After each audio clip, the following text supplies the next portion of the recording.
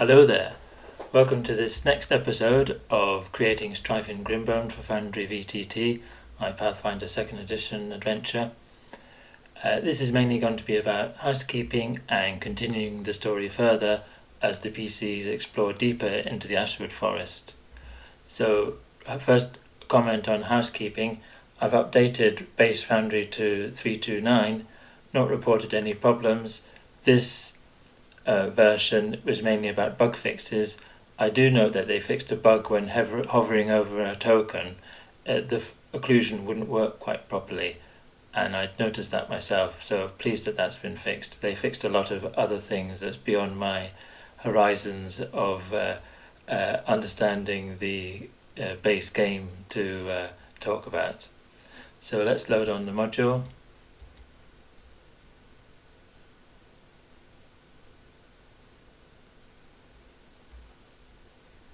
Won't be long now.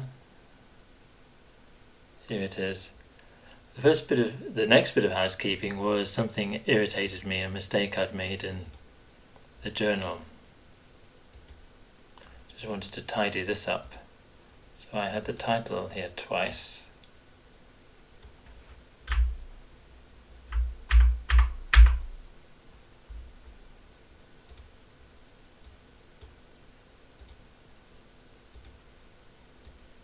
That's better. ABC.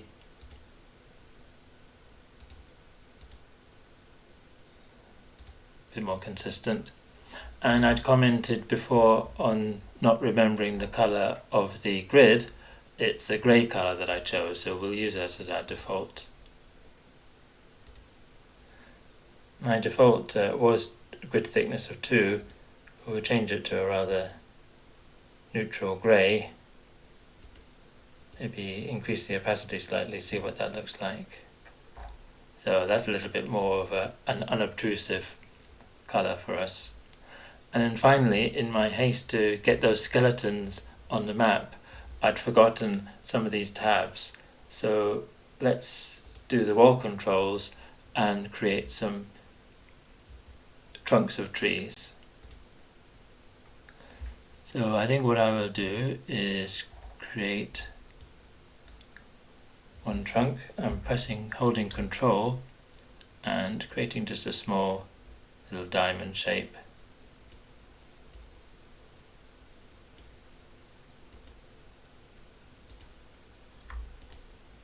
And then I'll select that and Control C to copy it and then paste it where I think trunks of trees will be.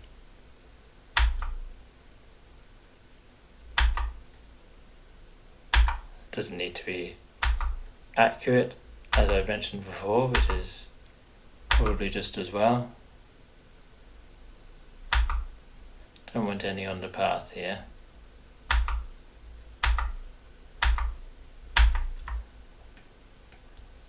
Right click to drag the map up. Right click and drag.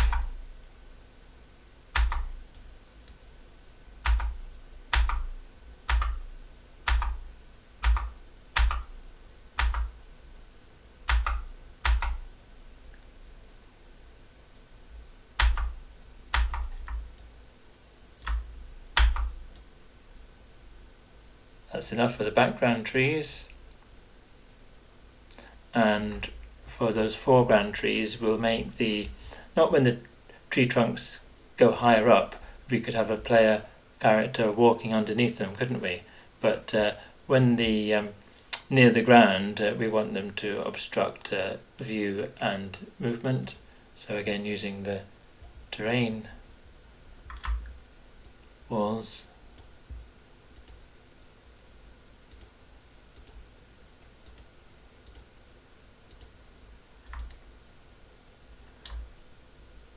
And we'll say the main base of this tree is here.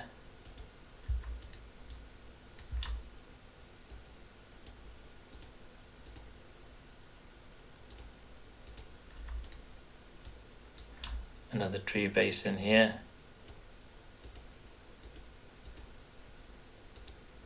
And these of appreciable size, perhaps approaching half the width of a square, it will obstruct movement, and it might obstruct just a diagonal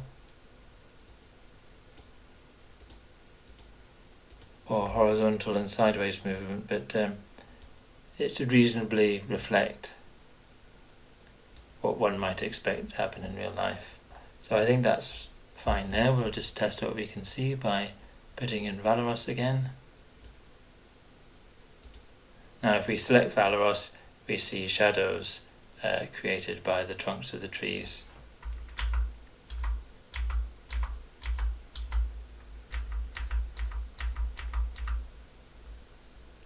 And I don't think we need lighting, but if we wanted it to be the encounter at night, we simply press the moon button when we're in the lighting controls. And if the PCs were foolish enough to travel by night through the Ashwood Forest, especially into an ancient burial ground, they're going to be presented with this more sinister view. But they wouldn't do that. We'll go back to daylight. Then ambient sound, we can just have a sound of the forest, similar to the one in the copse of trees. Drag it out. We will choose our sound, modules, assets, sounds, and we can have forest wind maybe. The wind rustling through the trees. We don't want volume easing because it's ambient, and we don't want constrained by walls, which in this case is just the tree trunks.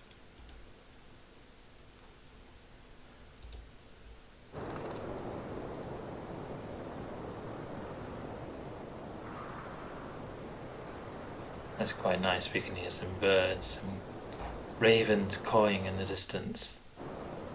And select Valeros. Maybe it's a little bit loud, so we'll turn it down a little bit. Go back into the sounds. So right click is turning it on and off. If we reduce the maximum volume, which will in fact be the volume everywhere, by 2/5.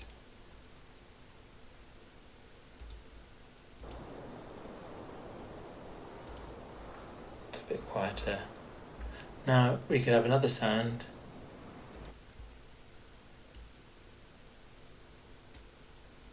For the forest by night.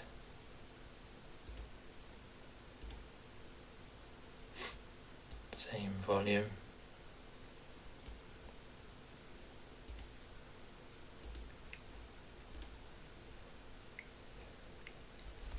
Excuse me, I'm not bored, honest. And this one we should have just happening in the darkness time. So remember, higher darkness is more darkness. So from 0.6 to 1, that's when this one will be working. And maybe we'll have the wind there all day and all night. So as we go to night time, select Valeros.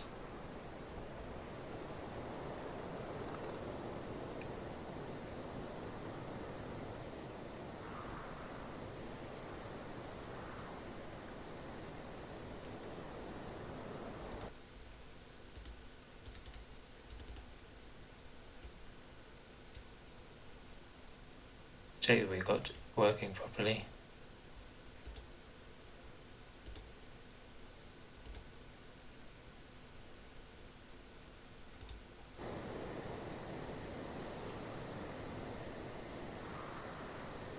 Yeah, I think you can hear the crickets. I think what we'll do is we'll turn off the daytime one.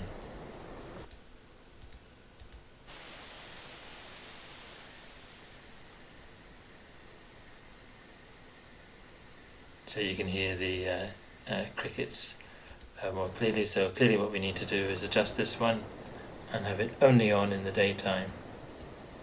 Between 0 and 0.6.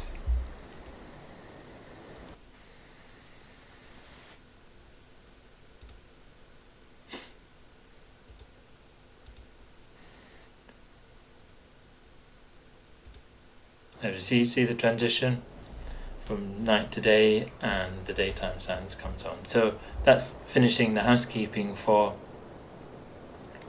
this scene. Now there's something that I've been meaning to do, and someone actually kindly commented that it would be a nice thing to do, and that would be that we should be really saving our progress. We've created quite a bit of content now, and I went through the rigmarole of creating a module in which to store and export our world. So we should really update our module, because at the moment it's pretty blank. So to do that, maybe we'll stop obtrusive sounds by turning that off, and we'll go into compendium packs. So these are add-on modules that provided various functions, and if they have macros or other bits of data affiliated with them, like lots of animation files, they will appear in the compendium pack rather than just having functionality for the interface. But the one we're interested in is obviously our own Strife and Grimbone walkthrough module compendium pack. So if we right click on this one to unlock it, I hope that's unlocked. Yeah, it was already unlocked. See the locked ones we don't wait. So we double click that, double left click that, and it expands up the pack. It contains the Strife and Grimbone adventure. Now if we left click on that, we get a summary, and we could import the adventure if we not imported it already. This is what we discussed in the first episode. If we double right click on it, or to right click on it, when before we could create it from scratch, now we can rebuild it. So our summary is again repeating what we saw on the last tab, but in the contents we see that we'd had a measly 3 journal entries. We're going to have a lot more entries now. So as we'd done before, dragging from our world assets tabs along here into our module to pack them up for export, we'll do the same thing. So we'll start off from left to right. The scenes, we don't have any now, but we can just drag the folders and all the contents get dragged as well. And those that are in green are new ones ready to be stored in the module. So that's scenes.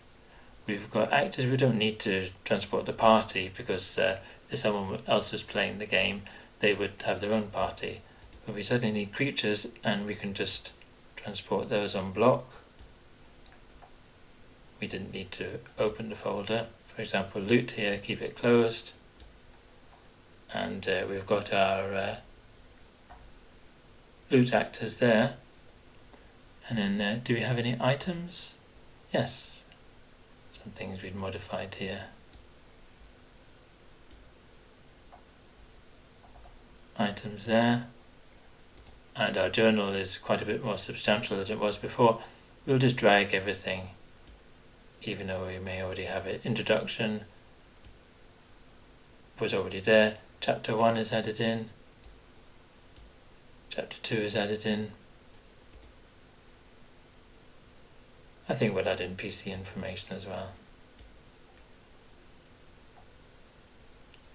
So we can see that the green ones are new items, and these colourless ones are the original items. We'll build the adventure. Successfully updated. So as simple as that, that's how we update the module with new content. As you know, some of the content will be part of the world, the information that's contained in these tabs. Some of the content exists separately as folders that we manually created within the module. The latter would include images of assets that you just want to show the players, or tokens, sounds, the scenes, and the tiles on top of the scenes. So that's done. Now I think we'll go on to do a little bit more of the adventure. Let's go back to the hex map to orientate ourselves. Whoops. You can see that images appear here. What the program does is once a module is activated and the background is put in, it creates a kind of picture illustrating the scene automatically from a snapshot of the scene.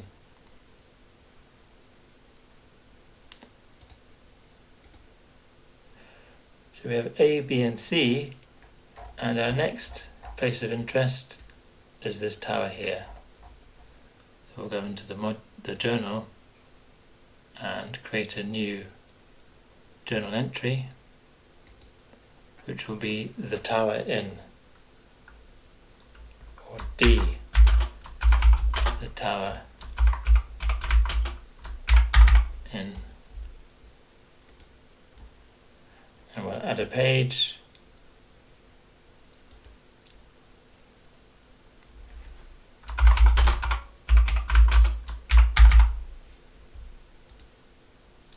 With a title not displayed. A newly painted wooden placard proclaims a unique script. What does it proclaim? Well, we'll upload the picture.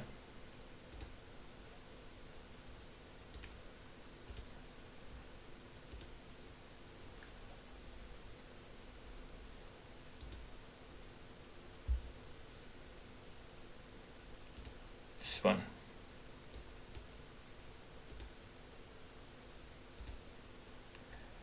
And I think we'll format it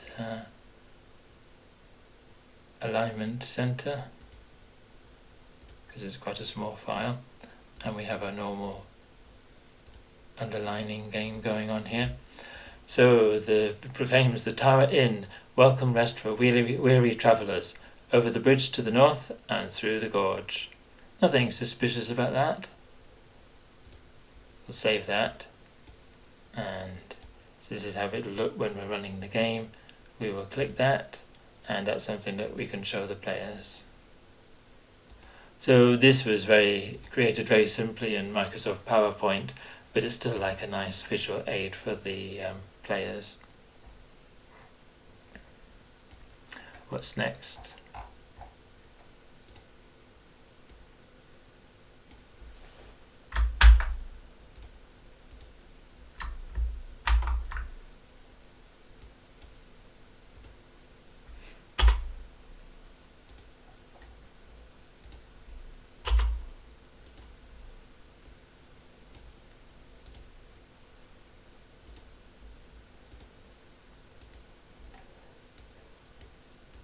So, notes for the GM: a path leads north to some cliffs rearing up through the trees.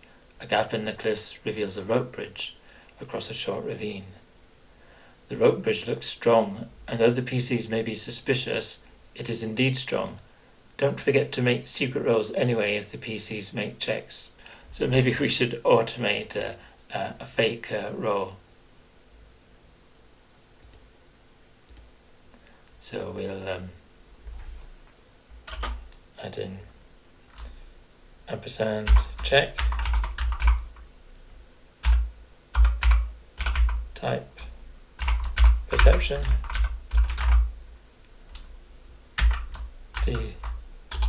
DC 1,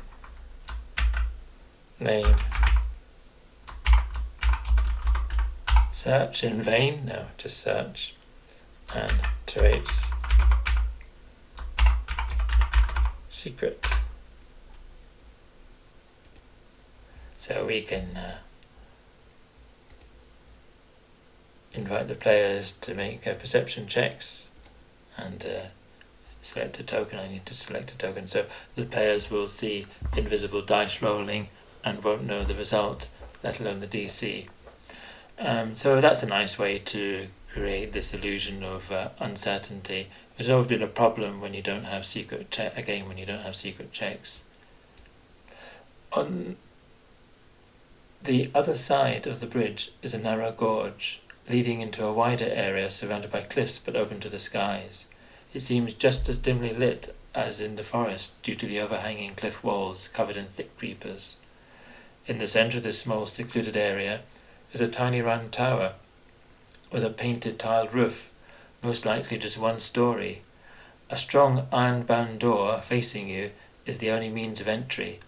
Another sign indicates this is indeed the Tower Inn, though judging by its crumbling stone walls, the inn itself seems in rather a state of disrepair compared to its pristine placard. So I think now is the time when we need to set up the scene.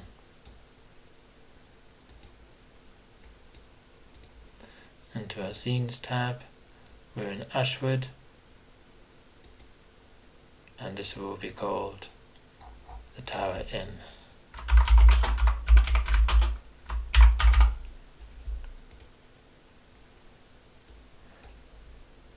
And our background image,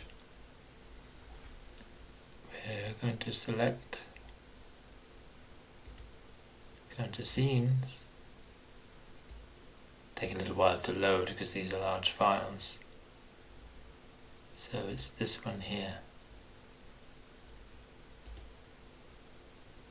And our grid is going to be 150 as always. Pixels per inch. No padding. Solid lines, thickness 2. And we'd gone for a grey colour, hadn't we?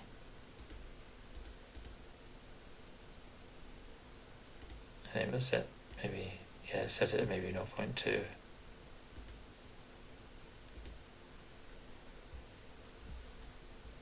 The Tower Inn, we could have activated it there, we'll do it here. So here we go. This looks okay. So the players come from the south from the path, along a track, bridge across the gorge, to the tower, and our background is going to have the inside of the tower. So we'll have an overlay tile that deals with the treetops, that covered awning or kind of canopy over the porch, I should say, over the entrance door, and the sides of the rope bridge, and the cliffs obviously. So let's go into tiles, foreground,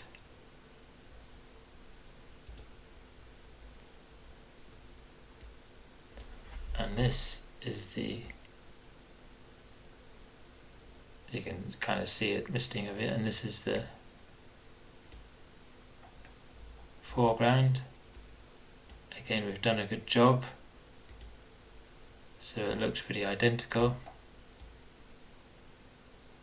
The foreground also included some of these creepers, so and moss growing on there. Finally, we want a roof of the tower, so keep it on foreground, and just as in previous scenes, I worked in Dungeon Alchemist, and then in Paint.net to cut out things, I cut out the ground, leaving the trees and the higher elevation areas, and then in a separate version I cut out everything except the roof of the tower. So it's a file of exactly the same dimensions, but most of it is invisible, transparent, so it will usually just sort of snap to the right place because the size of the file is identical to the background, so there's really only one place it can go. And so now we've got a nice outside view of the tower. So how we would run this, we would I might have maybe I need to put that there, actually, yeah. So I want to select the trees level, and we use our usual system of tile opacity, maybe 0.85, overhead occlusion mode none, elevation 20 feet, I think that's fine. That should have the properties that we want. And this one,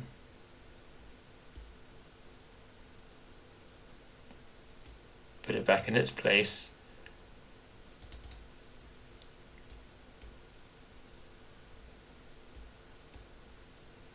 So we see that we're selecting the roof tile now because the tile opacity is back to 1. So I think maybe we'll have tile opacity here and we'll have overhead fade the entire tile. So this means that when the token goes into the zone, I think we have to be careful because of the transparency, but let's try it out.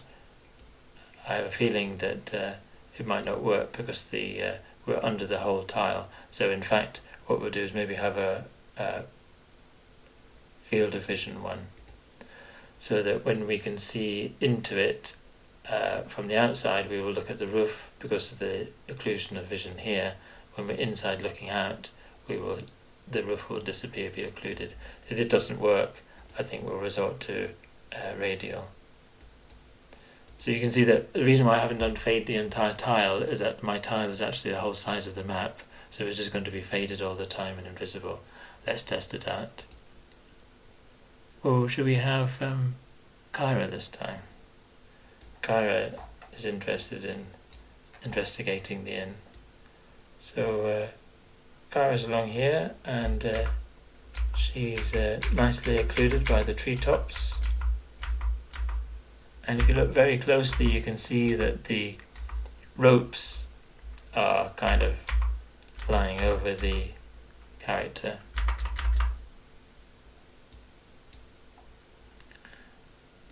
If we come up to here, and as soon as we step in, so this looks like it's working nicely, doesn't it? By trial and error, or just trial and instant success. So doesn't that look nice? No add-on modules required. So that's done. Now we need to do some walls.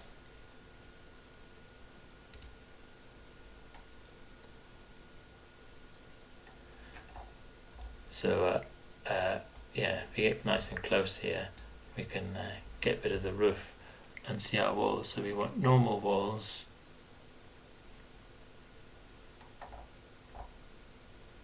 for here, curved walls, because Dungeon Alchemist now has curves, which is nice. And when I get the chance, I like to follow the grid. So pressing Control,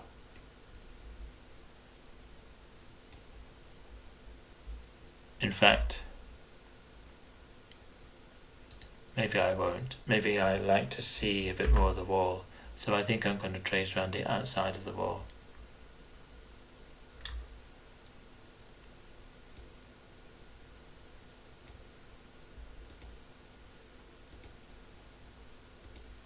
So choose an intermediate level of detail.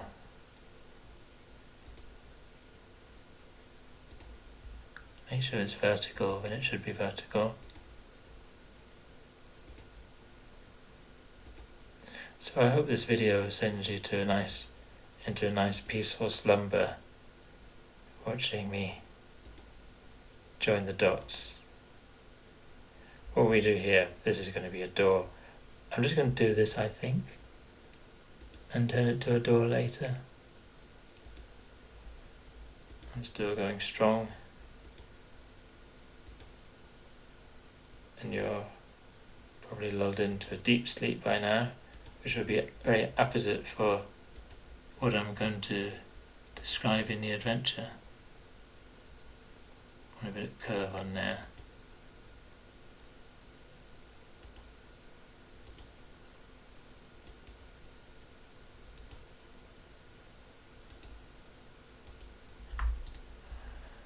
Apart from the very last one, it was quite good, wasn't it?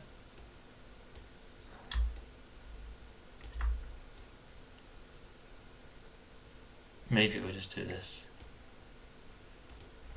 Delete. Whoops. get it to join them up.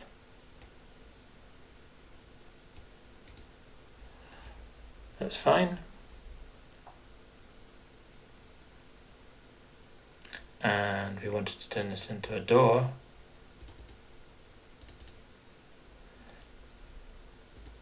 A door.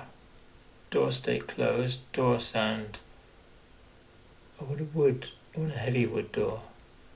Test it out.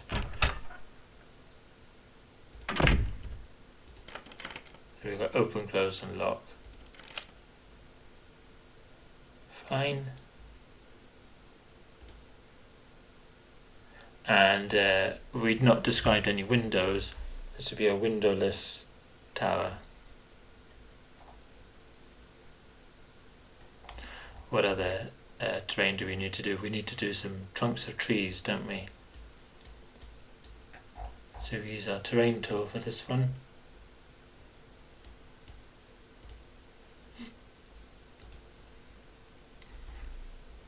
Create a sample one, just as we did last time in the...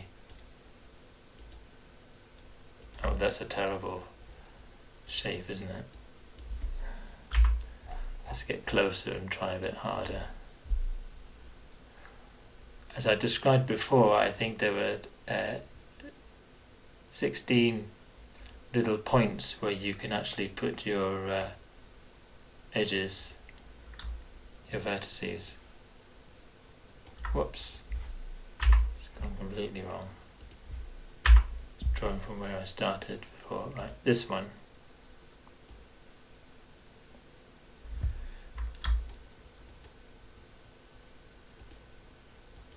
It's better. Copy, right, trees.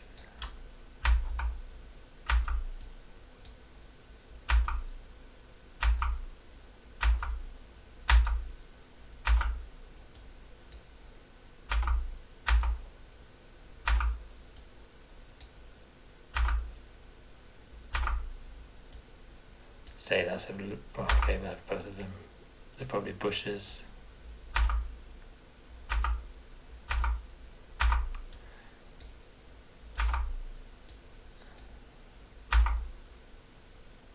I'm going to make those lower bushes and add a tree. Bushes with thin stems that you can, or kind of that you can see over. Make that one a tree. Make that one a tree too. So I think that's enough. Then the question is, how are we going to deal with the rope bridge?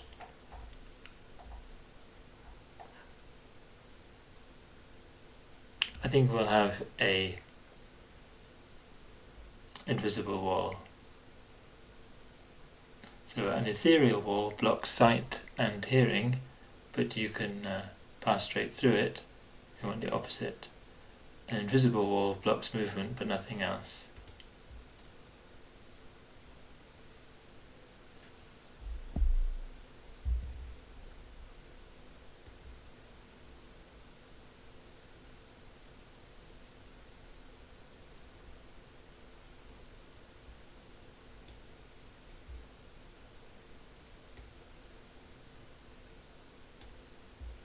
So if the players are going to jump down, it'll be something that the GM will control by moving the token manually.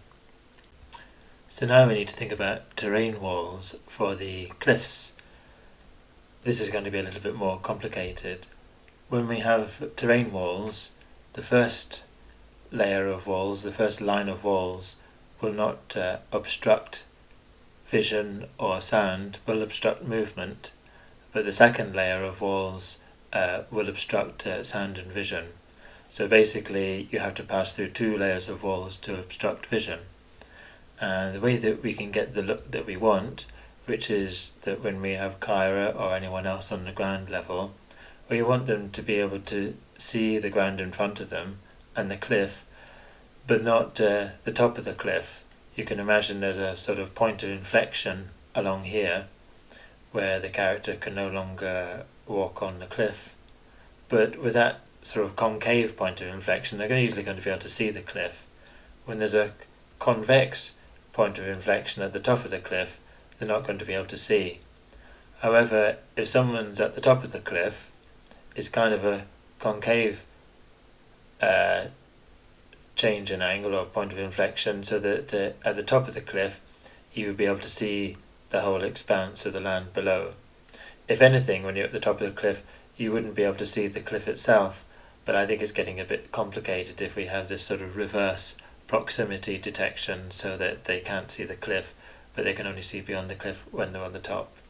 It's not really going to be very relevant for this map, because I don't think the players can fly, nor will they have any desire to climb the cliffs, but it's more a point for future reference. So how do we go about achieving that?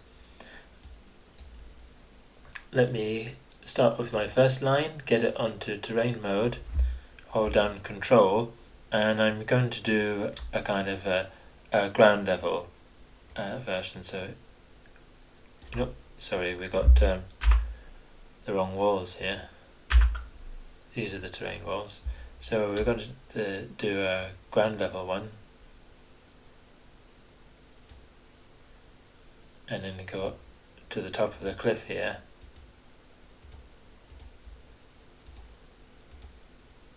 And make sure we get right to the end. And then we have a low level, which will start about there, say. And this would be the bottom of the crevasse.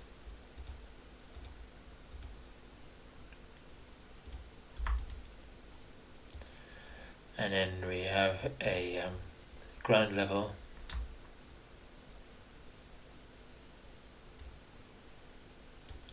So it's a bit obscured by the trees, but this would be approximately the line of the top of the cliffs. And then the lower level.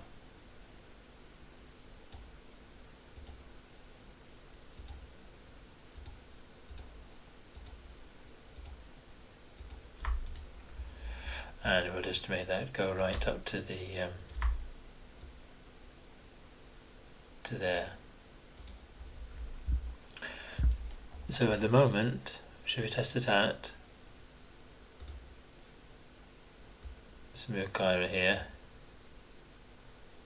and we'll set the fog of war by lighting.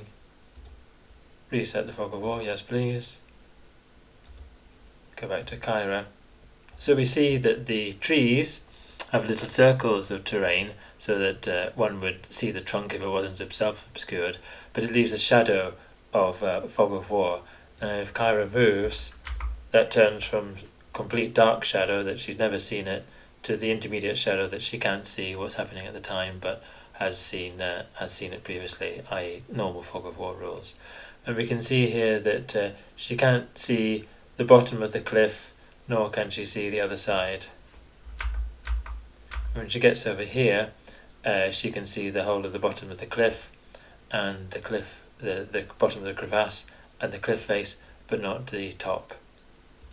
And we go to and this is because there needs to be two green lines to cross to obscure vision.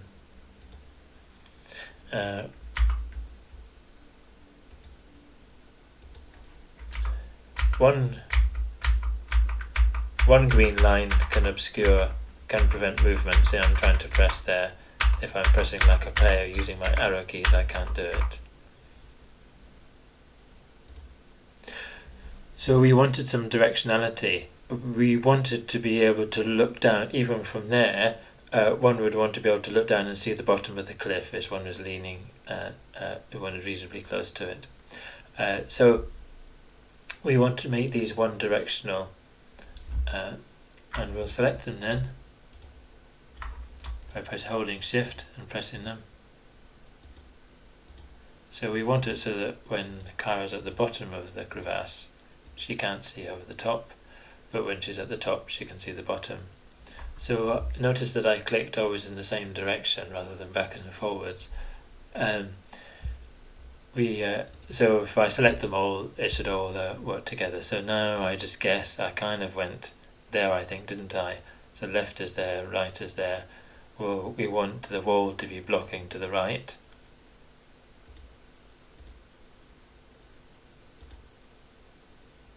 And then, sure enough, the wall's moving to the right, it's blocking to the left. That's the opposite of what we want. See the kind of the block, so that means it's doing its blocking vision downwards, not upwards. We don't want that. So not to worry, we'd still got them selected, select them all to left. That's the behaviour that we want. And we'll do the same thing for these cliffs.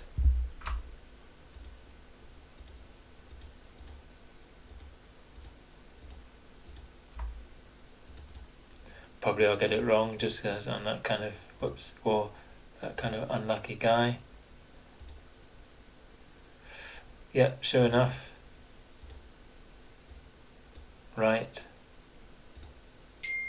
So that's the behaviour that we want. Now let's test it again. So this time what we're hoping for, once we reset the fog of war, is that Kyra can now see the bottom of the crevasse rather than just to the edge of the bottom of the cliff.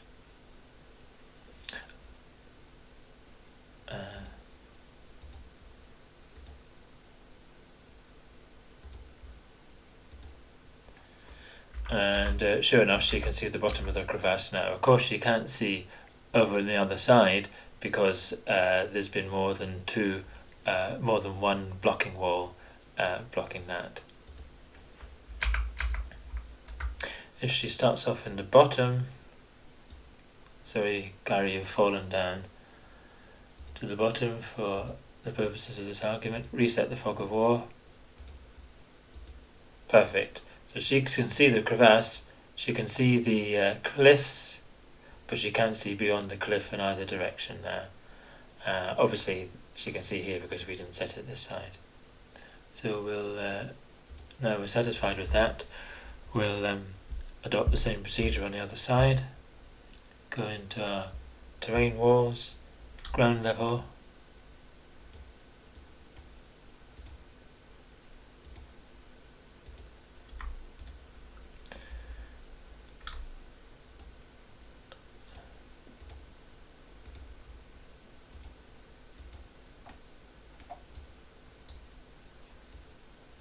Whoops.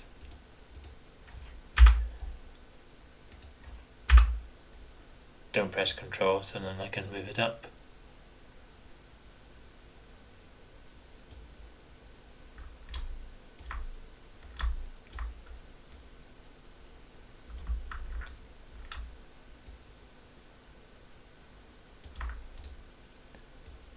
Get them overlapping.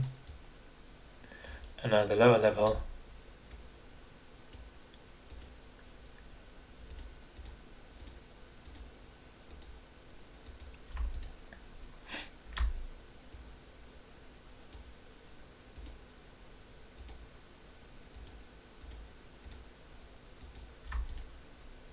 And the lower levels have to be unidirectional.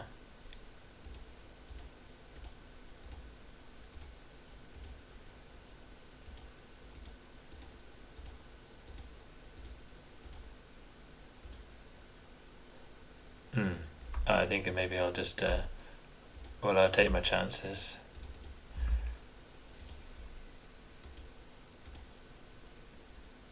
No. So I had to deselect some of them. So that's correct, the bottom row, but the top row is wrong.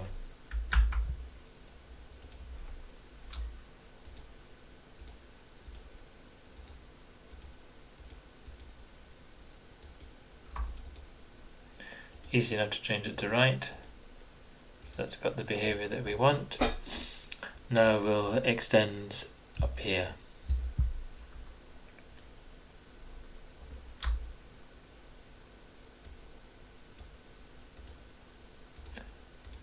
The ground level is the bottom of the cliff now.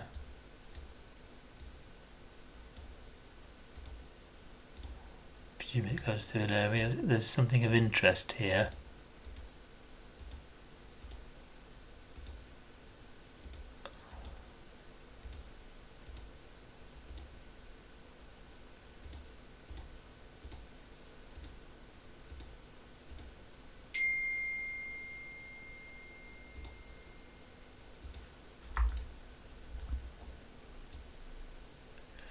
So we've got a ground level there, and then we want a top level.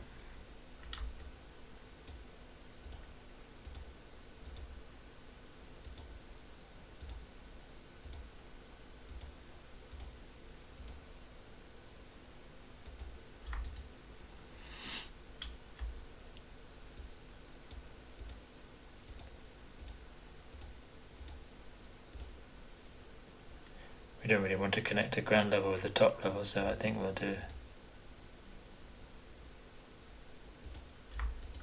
that.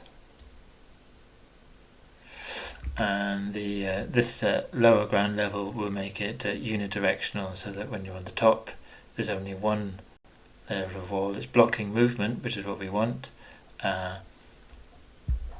but not blocking sight. So select this, shift, holding shift in all the time. Perhaps if I had done this before the tree trunks, I could have just done some drag selecting, but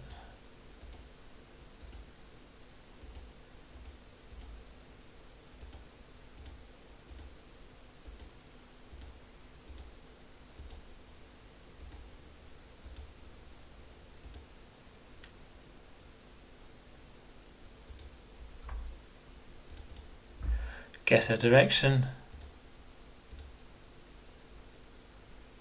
Wrong again.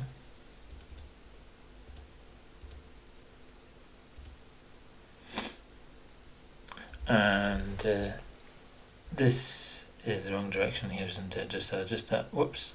Press escape to deselect.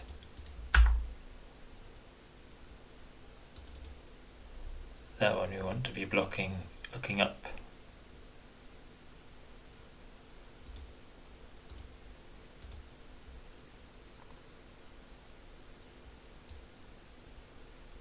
I'm looking around and that seems okay, so let's test it out with Kyra.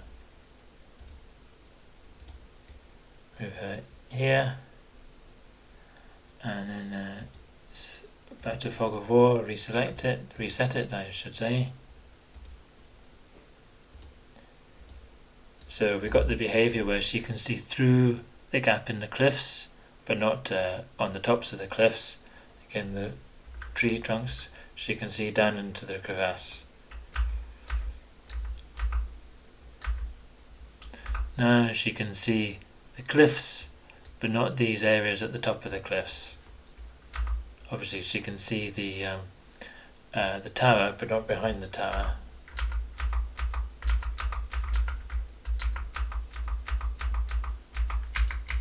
And again she can see the cliffs, but not on top of the cliffs. Now if we go and jump her, say that she could theoretically climb up here for some reason, hidden by the trees, we'll reset the Fog of War.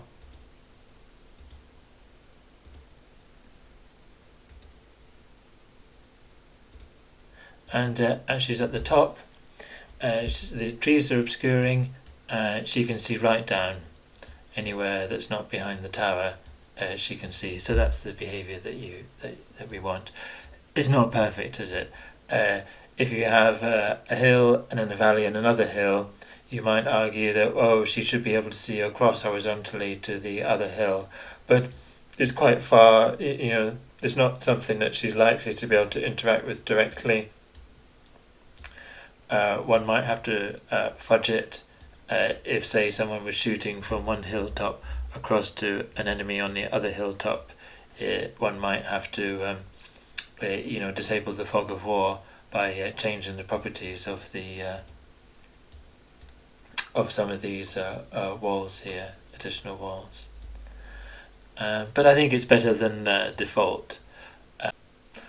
Right, having done the terrain, the next thing we have to deal with is a particular issue with respect to tiles.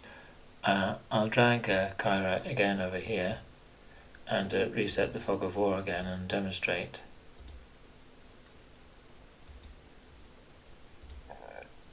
So you can see that perhaps Kyra ought to be able to see a bit more of the roof than just this tiny bit here. This is because when we did the walls of the tower, it's blocking vision in both directions. It would be nice if it didn't block the vision so that one could see the rooftop, knowing that the tile was going to cover the contents of the interior of the room anyway.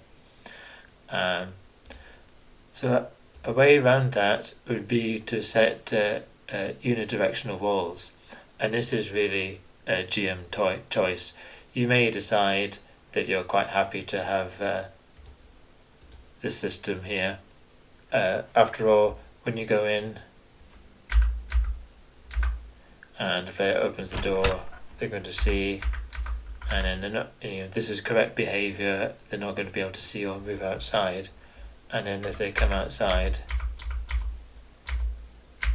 they now kind of see a sort of shadow of the roof. So it's really only when players first encounter something that has a roof on it.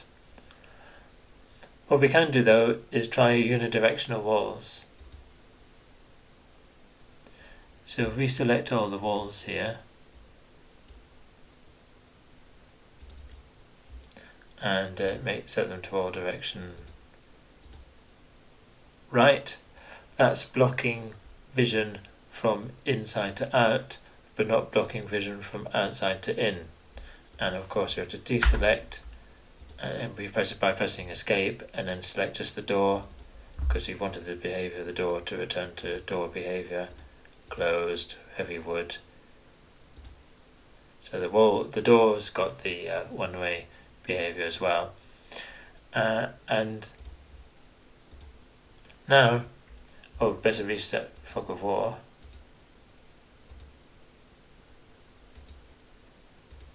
And now this is more what we would expect, that the player can see the roof, a bit more like a sort of terrain behaviour when we're not mousing over it.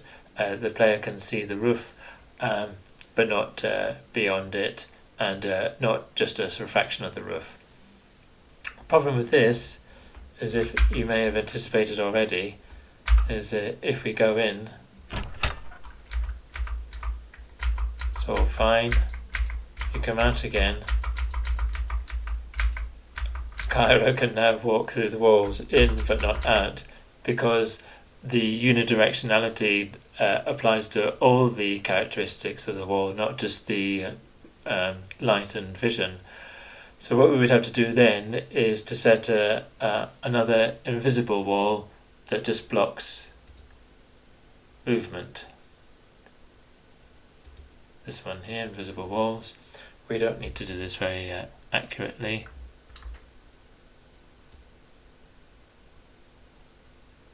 Because it's not going to be restricting movement, just restricting vision, just movement. And we roughly do it over where the roof probably is. We don't want it to restrict the door.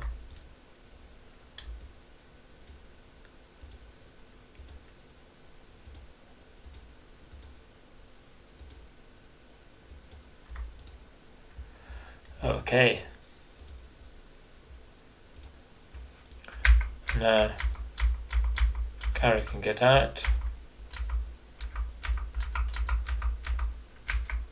and not back in again. There's one final wrinkle, that in this adventure the door is openable anyway, but the door, even if closed, is going to allow Kyra to go through it because it was a one-way door. So I guess we haven't got a perfect solution, but again, it's your choice. Maybe it might be easier just to stick with the standard bi-directional wall, but I'm just illustrating. You can try and change the properties by having, and in this case, a unidirectional wall, but a bi-directional invisible wall to get different behaviour for movement versus light and vision.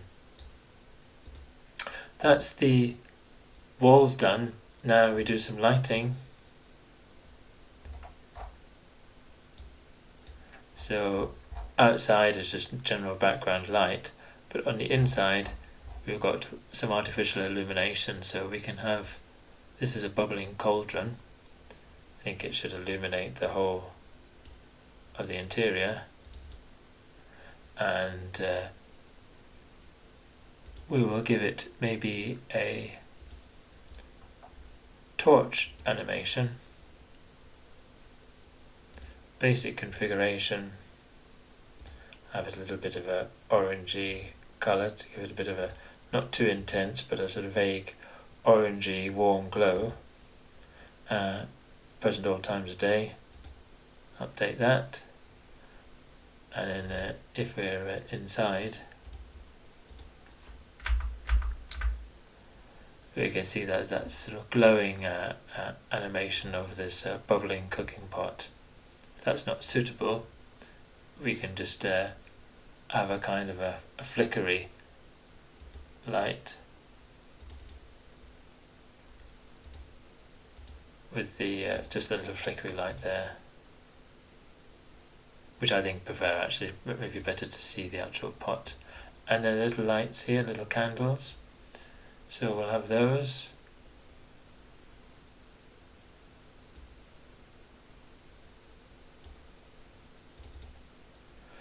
And that will be a flickery one.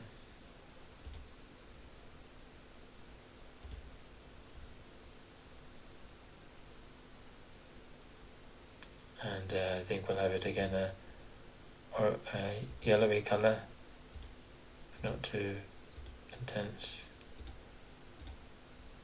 And it's the same candle repeated there,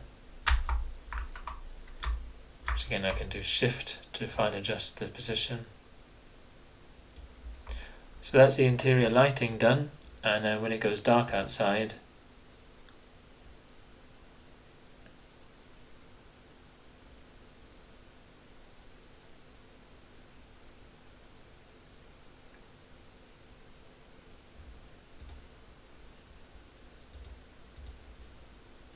Kyra will still have a reasonable vision, but obviously it's a little bit dark for her elsewhere. Bring it back to daylight now.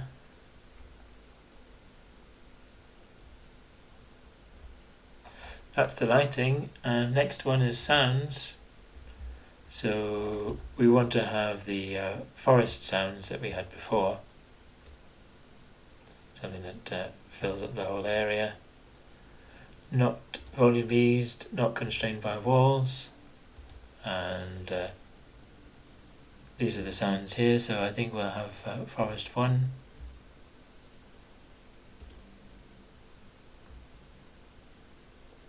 And probably a bit quieter, and just in the daytime.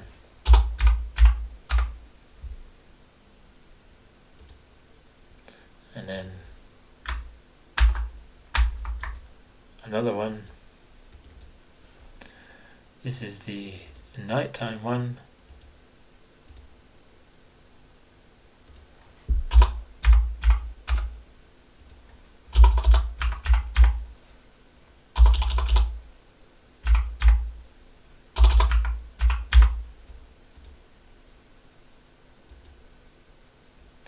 Okay, so that's the background. I won't demonstrate because they're the same as before, and we'll have some little like a bubbling cauldron noise, I think. So the cauldron is here.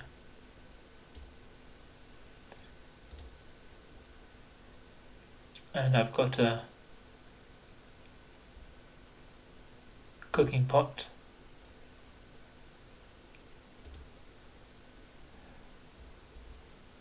That should be constrained by walls, etc. And we'll see what that sounds like.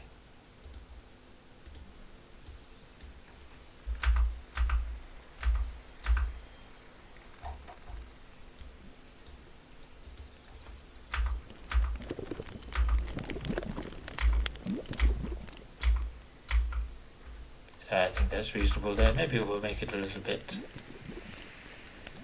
broader in scope.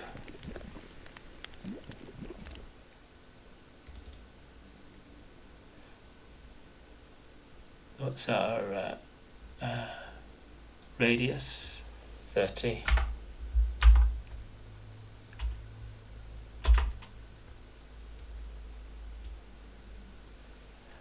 test that one out.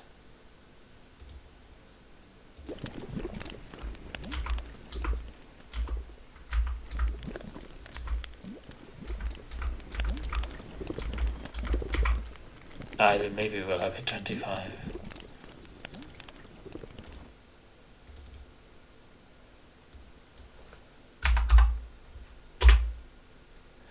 Okay, and then little sounds for the torches.